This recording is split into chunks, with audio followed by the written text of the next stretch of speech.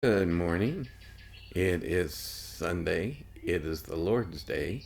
It is the 31st of March, and it is Easter Sunday. He is risen.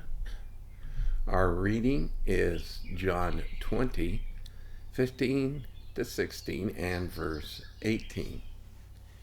Jesus said to her, "Woman, why are you crying? Whom are you seeking?" Thinking him to be the gardener, she said to him, "Sir, if you have carried him away, tell me where you have laid him, and I will take him away." And Jesus said to her, "Mary." And she turned and said in Hebrew, "Rabboni," which means teacher. Mary Magdalene came, announcing to the disciples, "I have seen the Lord," and he said these things to her. This is the first of two most important dates in all history. Contemporary culture has tried to erase it by replacing AD with CE, Common Era.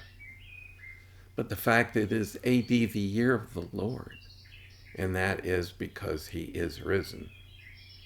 And I always find it interesting that the first person, and then people, Jesus appeared to after his resurrection was the women, while the disciples were hiding in the upper room.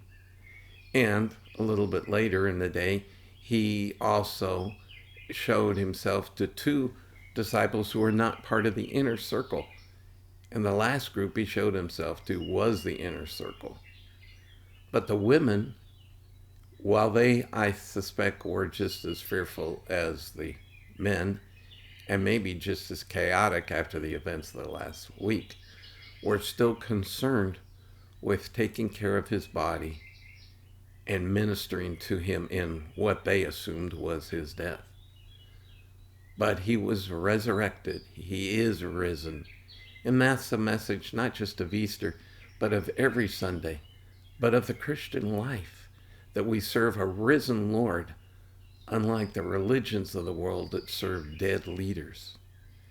And we know that we have passed the first most important event in history, and the second most important event is yet to come, and that is his return. He'll take us out first, but then he's coming back to rule. So he is risen, and now we look for his return. And so have a joyous Easter, and I'll see you again tomorrow.